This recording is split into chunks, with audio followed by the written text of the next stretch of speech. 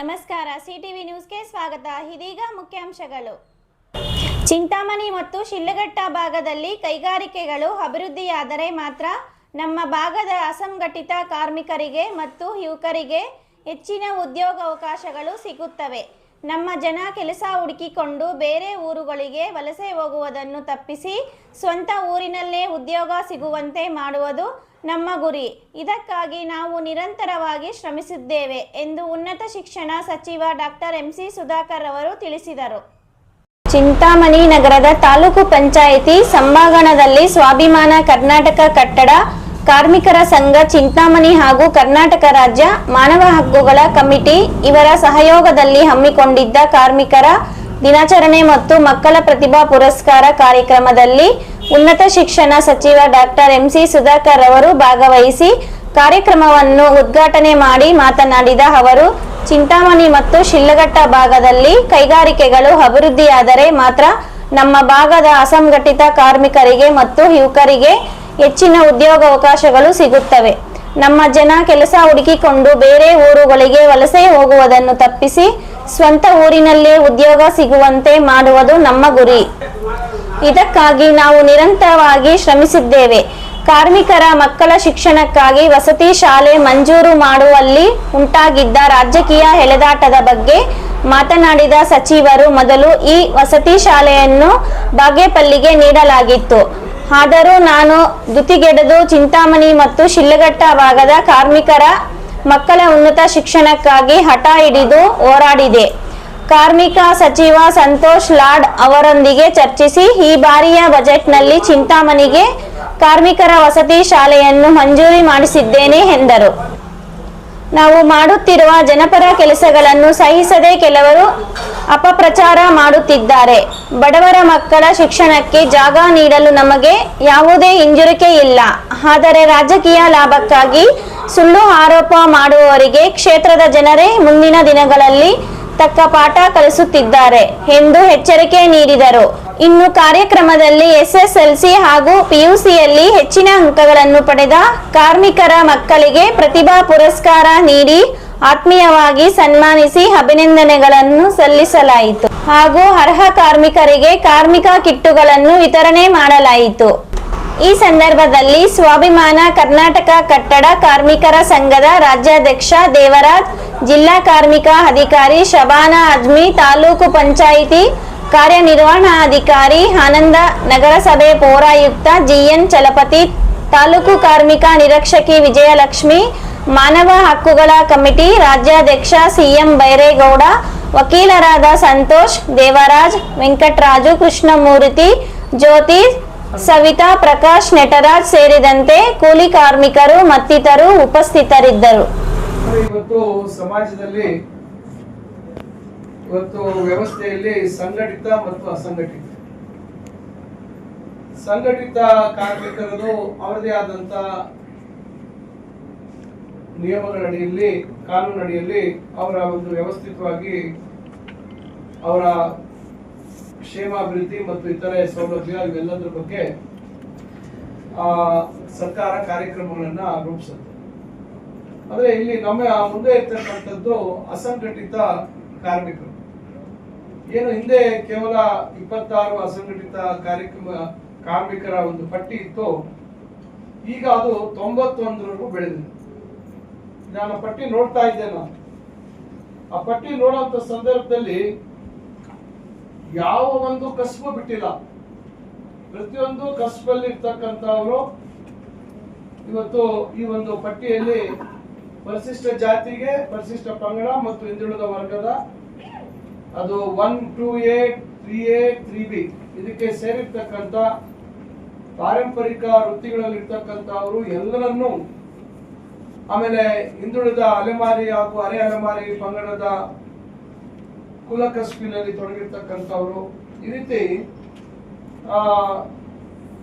ಎಲ್ಲರನ್ನೂ ಸೇರಿಸಿರ್ತಕ್ಕಂಥದ್ದು. ಇತ್ತೀಚೆಗೆ ಹೊಸದಾಗಿ ಏನು ಗಿಗ್ ಕಾರ್ಮಿಕರ ವಿಮಾ ಯೋಜನೆ, ಈಗ ತಮಗೆ ಗೊತ್ತಿದೆ, ಇವತ್ತು ದೊಡ್ಡ ಮಟ್ಟದಲ್ಲಿ ವಿದ್ಯಾವಂತ ಮತ್ತು ಭಾಗಶಃ ವಿದ್ಯಾಭ್ಯಾಸವನ್ನು ಮಾಡಿರ್ತಕ್ಕಂಥ ಅಥವಾ ಏನು ವಿದ್ಯಾಭ್ಯಾಸ ಮಾಡದೇ ಇರ್ತಕ್ಕಂಥವ್ರು ಈಗ ಬದುಕಕ್ಕೆ ಇವತ್ತು ಅವಕಾಶಗಳು ಏನು, ಅಮೆಜಾನ್ ಕಂಪನಿ, ಫ್ಲಿಪ್ಕಾರ್ಟ್ ಕಂಪನಿ, ಏನೋ ಆಮೇಲೆ ಬ್ಲಿಂಕಿಟ್ ಅಂತ ಹೇಳಿ, ಜೆಪ್ಟೋ, ಮತ್ತೆ ಬಿಗ್ ಬಾಸ್ಕೆಟ್, ಡೊಮಿನೋಸ್, ಈ ತರ ಏನೇನೋ ಇವತ್ತು ಬಹುರಾಷ್ಟ್ರೀಯ ಸಂಸ್ಥೆಗಳ ಒಂದು ವ್ಯವಸ್ಥೆಗಳು ಇವತ್ತು ಸ್ಥಾಪನೆ ಆಗಿದ್ದಾವೆ. ಅದರಡಿಯಲ್ಲಿ ನಮ್ಮ ಮನೆಗೆ ವಸ್ತುಗಳನ್ನ ತಲುಪಿಸುವಂತದ್ದು ಆನ್ಲೈನ್ ಮಾರ್ಕೆಟಿಂಗ್ ಅಂತ ಏನ್ ಹೇಳ್ತೇವೆ, ಇ ಕಾಮರ್ಸ್ ಅಂತ, ಅದನ್ನ ಇಂಗ್ಲಿಷ್ ನಲ್ಲಿ ನಾವು ಇ ಕಾಮರ್ಸ್ ಅಂತಕ್ಕಂಥ ಪದವನ್ನ ಬಳಸ್ತೇವೆ. ಈ ಇ ಕಾಮರ್ಸ್ ನ ಒಂದು ಅಡಿಯಲ್ಲಿ ಈಗ ಗಿಗ್ ವರ್ಕರ್ಸ್ ಅಂತ ಅವರಿಗೆ ಮಾನ್ಯ ರಾಹುಲ್ ಗಾಂಧಿ ಅವರು ಬಹಳ ವಿಶೇಷವಾಗಿ ಅದ್ರ ಬಗ್ಗೆ ಕಾಳಜಿಯನ್ನು ವಹಿಸಿ ಅವರ ಸುರಕ್ಷತೆ ಮತ್ತು ಅವರ ಕ್ಷೇಮಾಭಿವೃದ್ಧಿಗೆ ಒಂದು ಇದನ್ನ ನಾವು ತಂದಿದ್ವಿ, ಒಂದು ತಿದ್ದುಪಡಿಯನ್ನು ತಂದು ಅದಕ್ಕೆ ಕಾನೂನಲ್ಲಿ ಅದಕ್ಕೆ ಅವಕಾಶವನ್ನ ಕೊಡುವಂತ ಕೆಲಸ ಕೂಡ ಆಗಿದೆ. ಈಗ ಅವ್ರಿಗೂ ಕೂಡ ವಿಮೆ ವ್ಯವಸ್ಥೆ, ಮರಣ ಹೊಂದಿದ್ರೆ ಇಷ್ಟು ಅವರಿಗೆ ಪರಿಹಾರ ಕೊಡುವಂತದ್ದು, ಈ ರೀತಿ ಹಲವಾರು ಕಾರ್ಯಕ್ರಮಗಳನ್ನ ಇವತ್ತು ನಮ್ಮ ಕಾರ್ಮಿಕ ಇಲಾಖೆಯಲ್ಲಿ ರೂಪಿಸಿರ್ತಕ್ಕಂಥದ್ದು. ಇದಕ್ಕೆ ನಮ್ಮ ಸ್ನೇಹಿತ, ನನ್ನ ಆತ್ಮೀಯ ಗೆಳೆಯ ಸಂತೋಷ್ ಲಾಡ್ ಅವರು, ಈಗ ಹಿಂದೇನು ಅವರು ಮಾನ್ಯ ಸಿದ್ದರಾಮಯ್ಯ ಸಾಹೇಬರ ಸರ್ಕಾರದಲ್ಲಿ ಅವರು ಕಾರ್ಮಿಕ ಸಚಿವರಾಗಿ ಕೆಲಸ ಮಾಡಿರ್ತಕ್ಕಂಥ ಅನುಭವ, ಈಗಲೂ 3 ವರ್ಷದಿಂದ ಅವರು ಕಾರ್ಮಿಕ ಸಚಿವರಾಗಿ ಬಹಳಷ್ಟು ಬದಲಾವಣೆಗಳನ್ನ ತರುವಂತ ಒಂದು ಪ್ರಯತ್ನ ಮಾಡ್ತಾ ಇದ್ದಾರೆ. ಇಲ್ಲಿ ನಾನು ಪಟ್ಟಿ ನೋಡ್ತಾ ಇದ್ದೆ, ಇವತ್ತು ವಿಶೇಷವಾಗಿ ಮಕ್ಕಳ ವಿದ್ಯಾಭ್ಯಾಸಕ್ಕೆ ಬೇಕಾಗಿರ್ತಕ್ಕಂಥ ವಾರ್ಷಿಕ ಶೈಕ್ಷಣಿಕ ಸಹಾಯಧನ ಮತ್ತು ಸ್ನಾತಕೋತ್ತರ ಪದವಿ ಓದುವಂತವ್ರಿಗೂ ಯಾವ ನಾವು ಒಂದು ಶಾಲೆಯಿಂದ ಹಿಡಿದು ಉನ್ನತ ವ್ಯಾಸಂಗ ಮತ್ತು ವಿದೇಶಗಳಲ್ಲಿ ಹೋಗುವಂತದ್ದು ಕೂಡ ಈಗ ಅವಕಾಶಗಳನ್ನ ಒದಗಿಸುವಂತ ಒಂದು ಕೆಲಸ. ಇವತ್ತು ನಮ್ಮ IIT, IIIT, ಏಮ್ಸ್ ಮತ್ತೆ IIS ಈ ತರ ದೊಡ್ಡ ಪ್ರತಿಷ್ಠಿತ ಸಂಸ್ಥೆಗಳಲ್ಲಿ ಏನಾದ್ರೂ ಮಕ್ಕಳು, ನಮ್ಮ ಕಾರ್ಮಿಕರ ಮಕ್ಕಳು ನಮ್ಮ ಮಹಿಳಾ ಮತ್ತು ಮಕ್ಕಳ ಆಸ್ಪತ್ರೆಯಲ್ಲಿ ಬರ್ತಾರೆ. ನಾವು ಇದನ್ನೆಲ್ಲ ಮನಗಂಡು ಇವತ್ತು ನಾವು ನಮ್ಮ ಆಸ್ಪತ್ರೆಯನ್ನ ಬಲಗೊಳಿಸಬೇಕು ಅಂತ ಹೇಳಿ ಇವತ್ತು ಇಲ್ಲಿ ಕಟ್ಟಡ ಕಾರ್ಮಿಕರು ಒಬ್ಬರೇ ಇಲ್ಲ, ಎಲ್ಲ ಸಾರ್ವಜನಿಕರಿಗೆ ಇವತ್ತು ಹೆಚ್ಚು ಬಡವರು ಇರ್ತಕ್ಕಂತ ಒಂದು ಜಾಗ, ವಾಣಿಜ್ಯ ನಗರ ಇರ್ಬೋದು ಚಿಂತಾಮಣಿ, ಆದ್ರೆ ಎಲ್ಲರಿಗೂ ಇವತ್ತು ಆರ್ಥಿಕವಾಗಿ ಚೈತನ್ಯ ಇರೋದಿಲ್ಲ. ದೊಡ್ಡ ಆಸ್ಪತ್ರೆಗಳಿಗೆ ಹೋಗಿ ಚಿಕಿತ್ಸೆ ಪಡಿತಕ್ಕಂಥದ್ದಕ್ಕೆ ಶಕ್ತಿ ಇರೋದಿಲ್ಲ. ಸಣ್ಣ ಒಂದು ಶಸ್ತ್ರಚಿಕಿತ್ಸೆ ಮಾಡುವಂತ ಸಂದರ್ಭದಲ್ಲಿ ನೀವು ಚಿಕ್ಕಬಳ್ಳಾಪುರಕ್ಕೆ ಹೋಗಿ, ಇಲ್ಲ ಕೋಲಾರ್ಗೆ ಹೋಗಿ, ಇಲ್ಲ ಹೊಸಕೋಟೆಗೆ ಹೋಗಿ ಅಂತಕ್ಕಂಥ ಪರಿಸ್ಥಿತಿ ಆಗ್ತಾ ಇದೆ. ಎಲ್ಲಾದ್ರೂ ಹತ್ತಿರದಲ್ಲೇ ಇರ್ತಕ್ಕಂಥ, ಯಾಕಂದ್ರೆ ಇನ್ನ ಖಾಸಗಿ ಆಸ್ಪತ್ರೆ ಮತ್ತೊಂದು ಕಡೆ ಹೋಗಿ ಅದರ ವೆಚ್ಚಗಳನ್ನ ಭರಿಸ್ತಕ್ಕಂಥ ಶಕ್ತಿ ಎಲ್ಲರಿಗೂ ಇರೋದಿಲ್ಲ. ಇವತ್ತು ಕೆಲವು ನೀವು ಕಾರ್ಪೊರೇಟ್ ಆಸ್ಪತ್ರೆಗಳನ್ನ ನೋಡ್ಬಿಟ್ರೆ ಬಹುಶಃ ನಾವು ಆ ಕಡೆ ತಲೆ ಹಾಕಿ ಮಲಗುವಂತದ್ದು ಕೂಡ ಆಗೋದಿಲ್ಲ, ಆ ರೀತಿ ಪರಿಸ್ಥಿತಿ ಇರ್ತದೆ. ಎಷ್ಟೋ ಜನಕ್ಕೆ ಅಪಘಾತ ಆದಂತ ಸಂದರ್ಭದಲ್ಲಿ ಅದು ನಮ್ಮ ಸರ್ಕಾರದ ವ್ಯವಸ್ಥೆ ಬಗ್ಗೆ ಗಮನ ಇರೋದೇ ಇಲ್ಲ. ಅಲ್ಲಿ ಆಂಬ್ಯುಲೆನ್ಸ್ ಅಲ್ಲಿ ತಗೊಂಡೋಗಂತವ್ರೆ ಹೇಳ್ಬಿಡ್ತಾರೆ, ಇಲ್ಲೋದ್ರೆ ಲೇಟ್ ಮಾಡ್ಬಿಡ್ತಾರೆ, ಹೆಚ್ಚು ಕಮ್ಮಿ ಆಗುತ್ತೆ, ಬನ್ನಿ ಅಂತ ಅಲ್ಲಿ ಯಾವ್ದೋ ಒಳ್ಳೆ ಆಸ್ಪತ್ರೆ ಇದೆ ಅಂತ ಕರ್ಕೊಂಡು ಹೋಗ್ಬಿಡ್ತಾರೆ. ರಾತ್ರಿಯಾಗಿ ಬೆಳಗಾಗುವಷ್ಟರಲ್ಲೇ ಲಕ್ಷಾಂತರ ರೂಪಾಯಿ ನಿಮ್ಮ ಹತ್ರ ಬಿಲ್ ಕಟ್ಸ್ಕೊಳ್ಳುವಂತ ಪರಿಸ್ಥಿತಿಗಳಾಗ್ಬಿಡ್ತದೆ. ನೀವು ರಾತ್ರಿ ಅವ್ರ ಹತ್ರ ಮಾತಾಡಿ, ಅವ್ರು ಕೇಳಿ ಸಾಲ ಮಾಡಿ ಇನ್ನೊಂದು ಮಾಡಿ ಕಟ್ಟುವಂತ ಪರಿಸ್ಥಿತಿ ನಿರ್ಮಾಣ ಆಗ್ತದೆ. ಇವೆಲ್ಲ ತಪ್ಪಿಸಬೇಕು. ನಮ್ಮ ಚಿಂತಾಮಣಿಯಲ್ಲಿ ಒಂದು ಉತ್ಕೃಷ್ಟವಾದಂತ ಶಸ್ತ್ರ ಚಿಕಿತ್ಸೆ ಅಥವಾ ಒಂದು ವೈದ್ಯಕೀಯ ಸೇವೆಗಳನ್ನ ಕೊಡುವಂತದ್ದಕ್ಕೆ ಆಗ್ಬೇಕು ಅಂತಕ್ಕಂಥ ಒಂದು ಪ್ರಯತ್ನ. ಅದಕ್ಕೆ ನಮ್ಮ ತಂದೆಯವರ ಕಾಲದಲ್ಲಿ 35 ಬೆಡ್ ಆಸ್ಪತ್ರೆ ಇದ್ದಂತದ್ದು ತಾಲೂಕು ಆಸ್ಪತ್ರೆ ಆಗಿ 100 ಹಾಸಿಗೆಗಳಾಗಿ ಅದನ್ನ ಮೇಲ್ದರ್ಜೆಗೆ ಏರಿಸಿ ಅವತ್ತು ಕಟ್ಟಡ ಕಾಮಗಾರಿ ಪ್ರಾರಂಭ ಆಗಿದೆ. ನೀವು 94ನೇ ಇಸ್ವಿ, ಇವತ್ತು ಎಷ್ಟನೇ ಇಸ್ವಿಲಿ ಇದೀವಿ ನಾವು? 2026ನೇ ಇಸ್ವಿಲಿ ಇದೀವಿ. ಸುಮಾರು ಎಷ್ಟು ವರ್ಷ ಆಯ್ತು? 32 ವರ್ಷ. ನೀವು 32 ವರ್ಷ ಹಿಂದೆ ಆಗಿರ್ತಕ್ಕಂಥ ಅಥವಾ 30 ವರ್ಷಗಳಿಂದ ಆಗಿರ್ತಕ್ಕಂಥ ಕಟ್ಟಡದ ಪರಿಸ್ಥಿತಿ ಯಾವ ರೀತಿ ಸರ್ಕಾರದ ವ್ಯವಸ್ಥೆಯಲ್ಲಿ ನಿರ್ವಹಣೆ ಆಗ್ತದೆ, ಕಾಲಕ್ಕೆ ಏನೆಲ್ಲ ಆಗ್ಬೇಕು, ಏನೆಲ್ಲ ನಾವು ಇಷ್ಟೆಲ್ಲ ಒಂದು ವ್ಯವಸ್ಥೆ ನಾವು ಮಾಡಿದ್ದೀವಿ. ಇವತ್ತು ನೀವು ಕೂತಿರುವಂತದ್ದು ನೆಮ್ಮದಿಯಾಗಿ ಬೇಕಾದ್ರೆ ಸಂಜೆವರೆಗೂ ಕೂತ್ಕೋಬಹುದು ಆರಾಮಾಗಿ, ಯಾವುದೇ ರೀತಿ ಹೊರಗಡೆ ಎಷ್ಟೇ ತಾಪಮಾನ ಇರಲಿ ಇಲ್ಲಿ ನಿಮಗೆ ಹವಾನಿಯಂತ್ರಣ ವ್ಯವಸ್ಥೆ ಮಾಡಿದ್ದೀವಿ. ಇವತ್ತು ಇದನ್ನ ನಾವು ನಿರ್ವಹಣೆ ಮಾಡದೇ ಇದ್ರೆ ನೀವು ಯಾರು ನಾಳೆ ಕಾಲಿಡಕ್ಕಾಗಲ್ಲ. ಒಳಗಡೆ ಪ್ರತಿಯೊಂದಕ್ಕೂ ನಿರ್ವಹಣೆ ಆಗ್ಬೇಕಾಗುತ್ತೆ, ಆಸ್ಪತ್ರೆಗೂ ನಿರ್ವಹಣೆ ಆಗ್ಬೇಕಾಗುತ್ತೆ. ಆ ರೀತಿಯಾಗಿ ಸಮಯಕ್ಕೆ ಸರಿಯಾಗಿ ನಿರ್ವಹಣೆ ಆಗದ ಕಾರಣ ಇವತ್ತು ನಮ್ಮ ಆಸ್ಪತ್ರೆ ಪರಿಸ್ಥಿತಿ ಏನಾಗಿದೆ? ಕೋವಿಡ್ ಸಂದರ್ಭದಲ್ಲಿ 50 ಹಾಸಿಗೆಗಳಿದ್ದಂಥದ್ದನ್ನ ನಾನು ಸೋತಿದ್ದೆ. ಆ ಸಂದರ್ಭದಲ್ಲಿ ನನಗೇನು ಮಾಡುವಂಥದ್ದಕ್ಕೆ ಹೋದಂತ ಸಂದರ್ಭದಲ್ಲಿ ಅವರಿಗೆ ಆರ್ಥಿಕವಾಗಿ ಸಹಾಯ ಮಾಡ್ತಕ್ಕಂಥ ಹಲವಾರು ಕಾರ್ಯಕ್ರಮಗಳನ್ನ ನಾನು ಇಲ್ಲಿ ನೋಡ್ತಾ ಇದ್ದೆ. ಮತ್ತು ಇನ್ನು ವೈದ್ಯಕೀಯ ಸಹಾಯಧನ ಮತ್ತು ಅಪಘಾತ ಪರಿಹಾರ ಇವೆಲ್ಲ ನಿಮ್ಗೆಲ್ರಿಗೂ ಗೊತ್ತಿರ್ತಕ್ಕಂಥದ್ದು ದೊಡ್ಡ ಪಟ್ಟಿನೇ ಇದೆ. ನಾನಿಲ್ಲಿ ತಮಗೆ ಸೀಮಿತವಾಗಿ ಹೇಳ್ತಕ್ಕಂಥದ್ದು, ಈಗ ಇವತ್ತು ಕೆಲವರು ಸುಮಾರು 116 ಜನ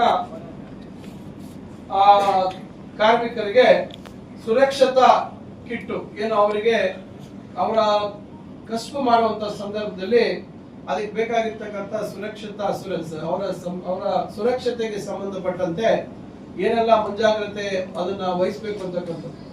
ಇವತ್ತು ನಾವು ಬಹಳ ದೊಡ್ಡ ದೊಡ್ಡ ಕಟ್ಟಡ ನಿರ್ಮಾಣ ನೋಡ್ತಾ ಇದ್ವಿ. ಅಷ್ಟು ಸುಲಭ ಅಲ್ಲ. 20, 30, 50 ಬೇರೆ ಬೇರೆ ದೇಶಗಳಲ್ಲಿ 100, 150 ಅಂತಸ್ತಿನ ಕಟ್ಟಡಗಳು ನಿರ್ಮಾಣ ಆಗ್ತದೆ. ಒಂದ್ಸತಿ ನಮ್ಗೆ ಅದನ್ನ ನೋಡಿದಾಗ ಭಯ ಆಗುತ್ತೆ. ಅಷ್ಟು ದೊಡ್ಡ, ಅಷ್ಟು ಎತ್ತರದಲ್ಲಿ ಹೋಗಿ ಕೆಲಸ ಮಾಡುವಂಥದ್ದು ಅಷ್ಟು ಸುಲಭದ ವಿಚಾರ. ಬಹಳಷ್ಟು ಸುರಕ್ಷತಾ ಕ್ರಮಗಳು ತೆಗೆದುಕೊಂಡ್ರು ಸಹ ಕೆಲವೊಂದ್ ಕಡೆ ಸ್ವಲ್ಪ ಎಡವಟ್ಟಾದ್ರೆ ಅವ್ರ ಪ್ರಾಣ ಕಳ್ಕೊಳ್ಳುವಂಥದ್ದನ್ನ ನಾವು ನೋಡಿದ್ದೇವೆ. ಈಗ ನಮ್ಮ ಸ್ನೇಹಿತರು ಹೇಳ್ತಾ ಇದ್ರು, ಈಗ ಬೈರೇಗೌಡರು ಏನೋ ಒಂದು ವಿದ್ಯುತ್ ಕಂಬವನ್ನ ಏರಿ ಬಿದ್ದಂತಹ ಪರಿಸ್ಥಿತಿ ಏನಾಯ್ತು, ಯಾವ ರೀತಿ ಅವರಿಗೆ ವೈದ್ಯಕೀಯ ಸೌಲಭ್ಯದ ಬಗ್ಗೆ ಒಂದು ಗೊಂದಲ ಸೃಷ್ಟಿಯಾಗಿತ್ತು, ಅಧಿಕಾರಿಗಳಿಗೆ ಯಾವ ರೀತಿ ಮನದಟ್ಟು ಮಾಡುವಂತಹ ಕೆಲಸವನ್ನ ಮಾಡಿದ್ರು ಅಂತಕ್ಕಂಥದ್ದು. ಇವೆಲ್ಲ ಪ್ರತಿಯೊಂದು ಇವತ್ತು ಸಮಾಜದಲ್ಲಿ ಏನಾಗಿದೆ, ಎಲ್ಲರಿಗೂ ಎಲ್ಲಾ ರೀತಿ ಮಾಹಿತಿ ಇದೆ, ತಿಳುವಳಿಕೆ ಇದೆ, ಅವರ ಜವಾಬ್ದಾರಿಗಳ ಬಗ್ಗೆ ಅವರಿಗೆ ಅರಿವಿದೆ. ಆದ್ರೆ ದುರಂತ ಏನಂದ್ರೆ ಒಂದು ಯಾವುದೋ ಒಂದು ರೀತಿಯಾದಂತ ಕೆಟ್ಟ ಮನಸ್ಥಿತಿ ಕೆಲವ್ರಿಗೆ ಇರ್ತದೆ. ಅವರು ಮಾನವೀಯ ಒಂದು ನೆಲೆಗಟ್ಟಿನಲ್ಲಿ ಇವತ್ತು ಕೆಲವು ಪರಿಸ್ಥಿತಿಗಳನ್ನ ನೋಡೋದಿಲ್ಲ. ಇವತ್ತು ಗುತ್ತಿಗೆ ಆಧಾರದ ಮೇಲೆ ಅವರು ಅಲ್ಲಿ ಕೆಲಸ ಮಾಡ್ತಾ ಇರ್ಬೋದು, ಆದ್ರೆ ಅವರು ನಮ್ಮ ಇಲಾಖೆ ಅಥವಾ ನಮ್ಮ ವ್ಯವಸ್ಥೆಗೆ ಅವರು ಬಂದು ಅಲ್ಲಿ ಕೆಲಸ ಮಾಡುವಂತ ಸಂದರ್ಭದಲ್ಲಿ ಕಾನೂನು ಒಂದ್ ಕಡೆ, ಆದ್ರೆ ಮಾನವೀಯ ನೆಲೆಗಟ್ಟು ಇವತ್ತು ಬಹಳ ಮುಖ್ಯ. ಅದರ ಒಂದು ಆಧಾರದಲ್ಲಿ ಅವರಿಗೆ ತಕ್ಷಣ ನಾವು ಏನು ತುರ್ತು ಚಿಕಿತ್ಸೆ ಮತ್ತು ಉನ್ನತ ಚಿಕಿತ್ಸೆಗೆ ನಾವು ಕಳಿಸ್ಕೊಡುವಂತ ವ್ಯವಸ್ಥೆ ಆಗಬೇಕು. ಆಮೇಲೆ ಅದ್ರ ಬೇರೆ ಪ್ರಯತ್ನಗಳು, ಅವ್ರಿಗೇನು ಅವರು ಖರ್ಚು ವೆಚ್ಚಗಳ ಬಗ್ಗೆ ಮತ್ತೊಂದ್ರ ಬಗ್ಗೆ ಏನು ಒಂದು ಇಲಾಖೆ ಅಥವಾ ನಿಯಮಗಳಲ್ಲಿ ಏನು ಅವಕಾಶ ಇದೆ ಅದ್ರ ಬಗ್ಗೆ. ಅದ್ರ ಮೊದಲು ಆದ್ಯತೆ ಕೊಡುವಂತದ್ದು ಪ್ರಾಣ ಉಳಿಸುವಂತದ್ದು, ಅಥವಾ ತೀವ್ರವಾಗಿ ತಡ ಆದಂತ ಸಂದರ್ಭದಲ್ಲಿ ಅವರ ಶಾಶ್ವತವಾಗಿ ಏನಾದ್ರೂ ಅವರಿಗೆ ಅಂಗವೈಕಲ್ಯ ಅಥವಾ ಬೇರೆ ರೀತಿ ಆಗುವಂತದ್ದನ್ನ ತಪ್ಪಿಸುವಂತ ಕೆಲಸ ಇವತ್ತು ನಾವೆಲ್ಲರೂ ಮಾಡ್ಬೇಕಾಗಿರ್ತಕ್ಕಂಥದ್ದು ಸಮಾಜದಲ್ಲಿ ಬಹಳ ಮುಖ್ಯವಾಗಿರ್ತಕ್ಕಂಥ ವಿಚಾರ. ಇದನ್ನ ನಾನು ಹೇಳುವಂತದ್ದು, ಅದು ನೀವು ಕಾರ್ಮಿಕ ಇಲಾಖೆ ಅಧಿಕಾರಿಗಳು ನೀವು ಎಲ್ಲರಿಗೂ ಈ ತರ ಗುತ್ತಿಗೆ ಆಧಾರದಲ್ಲಿ ಇದ್ರು ಕೂಡ ಕೆಲಸದ ಜಾಗದಲ್ಲಿ ಏನಾದ್ರೂ ಆದಾಗ ತಕ್ಷಣ ಅವರಿಗೆ ವೈದ್ಯಕೀಯ ಚಿಕಿತ್ಸೆ ಏರ್ಪಾಟ್ ಮಾಡುವಂತದ್ದು ಮತ್ತೊಂದು, ಅದರ ಬಿಲ್ಲು ಮತ್ತೊಂದು ಕೊಡುವಂತದ್ದು ಆಮೇಲೆ. ಆದ್ರೆ ತಕ್ಷಣ ಅದನ್ನ ಮಾಡುವಂತದ್ದಕ್ಕೆ ನೀವು ತಕ್ಷಣ ಈಗ ಅವ್ರಿಗೆಲ್ರಿಗೂ ಸೂಚನೆ ಕೊಡ್ಬೇಕು. ಅವರಿಗೆಲ್ಲ ನೀವು ಮಾರ್ಗದರ್ಶನ ಮಾಡ್ಬೇಕಾಗತ್ತೆ. ಅದು ಖಾಸಗಿ ಆಗ್ಬೋದು, ಸರ್ಕಾರಿ ಆಗ್ಬೋದು, ಎಲ್ಲೇ ಆಗ್ಬೋದು, ಯಾವುದೇ ಜಾಗದಲ್ಲಿ. ಈಗ ಯಾವ್ದೋ ಮನೆ ನಿರ್ಮಾಣ ಮಾಡ್ತಾ ಇರ್ತಾರೆ ಅಂತ ಕಡೆ ಇವತ್ತು ಈಗ ಮೊನ್ನೆ ನಮ್ಮ ಪತ್ರಕರ್ತರ ಒಬ್ಬ ನಮ್ಮ ಸ್ನೇಹಿತರ ತಾಯಿಯವರು ಮೇಲೆ ಟ್ಯಾಂಕ್ ಸ್ವಚ್ಛತೆ ಮಾಡುವಂತ ಸಂದರ್ಭದಲ್ಲಿ ಕಾಲು ಜಾರಿ 3ನೇ ಅಂತಸ್ತಿಂದ ಬಿದ್ದು ಪಾಪ ಪ್ರಾಣ ಕಳ್ಕೊಂಡ್ರು. ಈ ತರ ಕೆಲವು ಸಂದರ್ಭಗಳಲ್ಲಿ ಆಗ್ಬಿಡ್ತದೆ ಘಟನೆಗಳು. ಕೆಲವು ನಾವು ನಿರೀಕ್ಷೆ ಮಾಡಿದ ಸಂದರ್ಭದಲ್ಲಿ ಕೆಲವು ಅಚಾತುರ್ಯಗಳು ಆಗ್ಬಿಡ್ತವೆ. ಹಂಗಂದ್ ಮಾತ್ರಕ್ಕೆ ನಾವು ಅದನ್ನ ನಮಗೆ ಜವಾಬ್ದಾರಿ ಇಲ್ಲ ಅಂತಕ್ಕಂಥದ್ದು ತಪ್ಪಾದಂತ ವಿಚಾರ. ಆ ವಿಚಾರಕ್ಕಾಗಿ ನಾನು ಈಗ ನೋಡಿ ತಮ್ಗೆ ಈಗ ಅವ್ರು ಹೇಳಿದ್ರು ಬ್ಯಾಪ್ಟಿಸ್ಟ್ ಆಸ್ಪತ್ರೆಗೆ ಹೋದ್ರು, ನಮ್ಮ ಚಿಕ್ಕಬಳ್ಳಾಪುರ ಸರ್ಕಾರಿ ಆಸ್ಪತ್ರೆಯಿಂದ ಅಲ್ಲಿಗೆ ಹೋದ್ರು ಅಂತಕ್ಕಂಥ ಮಾತನ್ನ ಅವ್ರು ಹೇಳ್ತಾ ಇದ್ದಾರೆ. ಈಗ ನಾವು ಚಿಂತಾಮಣಿಯಲ್ಲಿ ಇವತ್ತು ಪ್ರತಿ ದಿವಸ 1000ಕ್ಕಿಂತ ಹೆಚ್ಚು ಜನ ಇವತ್ತು ಹೊರ ರೋಗಿಗಳು ಬಂದು ಆಸ್ಪತ್ರೆಗೆ ಬರ್ತಾರೆ. ನಮ್ಮ ಪ್ರತಿನಿತ್ಯದ ಸ್ಥಳೀಯ ಸುದ್ದಿಗಳ ವೀಕ್ಷಣೆಗಾಗಿ ಸಿಟಿವಿ ನ್ಯೂಸ್ಗೆ ಸಬ್ಸ್ಕ್ರೈಬ್ ಆಗಿ. ವಂದನೆಗಳೊಂದಿಗೆ ಅಶ್ವಿನಿ.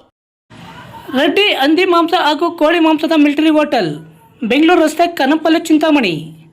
ಕನ್ನಂಪಲ್ಲೆಯಲ್ಲಿ ನೂತನವಾಗಿ ಆರಂಭವಾಗಿರುವ ನಮ್ಮ ಮಿಲಿಟರಿ ಹೋಟೆಲ್ನಲ್ಲಿ ಹಂದಿ ಮಾಂಸದ ಬಿರಿಯಾನಿ, ಹಂದಿ ಮಟನ್ ಫ್ರೈ ಮಸಾಲ, ಹಂದಿ ಮಾಂಸದ ಬೋಟಿ, ಚಿಕನ್ ಫ್ರೈ, ಚಿಕನ್ ಮಸಾಲ, ಮುದ್ದೆ, ರೈಸ್, ಚಪಾತಿ, ಪರೋಟ ದೊರೆಯುತ್ತದೆ. ಶನಿವಾರ ಒಂದು ದಿನ ಬಿಟ್ಟು ಉಳಿದೆಲ್ಲ ದಿನಗಳಲ್ಲಿ ಈ ಹೋಟೆಲ್ ಕಾರ್ಯನಿರ್ವಹಿಸಲಿದೆ. ವಿವರಗಳಿಗೆ ಸಂಪರ್ಕಿಸಿ 94492888491. MN ಆರ್ಟ್ಸ್, ನಂದಿ ಟೆಕ್ಸ್ಟೈಲ್ಸ್ ಮುಂಭಾಗ, KSRTC ಬಸ್ ಸ್ಟ್ಯಾಂಡ್ ರಸ್ತೆ, ಬೋವಿ ಕಾಲೋನಿ, ಚಿಂತಾಮಣಿ. ನಮ್ಮಲ್ಲಿ ಎಲ್ಲ ರೀತಿಯ name board, wall painting, wall drawing, ದೇವಾಲಯದ ಗೋಪುರ, ವಿಗ್ರಹಗಳ ಪೇಂಟಿಂಗ್ ಸೇರಿದಂತೆ ಎಲ್ಲ ರೀತಿಯ ಡ್ರಾಯಿಂಗ್ ಮಾಡಿಕೊಡಲಾಗುವುದು. ವಿವರಗಳಿಗೆ ಸಂಪರ್ಕಿಸಿ. ಮೊಬೈಲ್ ನಂಬರ್ 8553708925, ಮತ್ತೊಂದು 636351505063ಗೆ ಸಂಪರ್ಕಿಸಬಹುದು.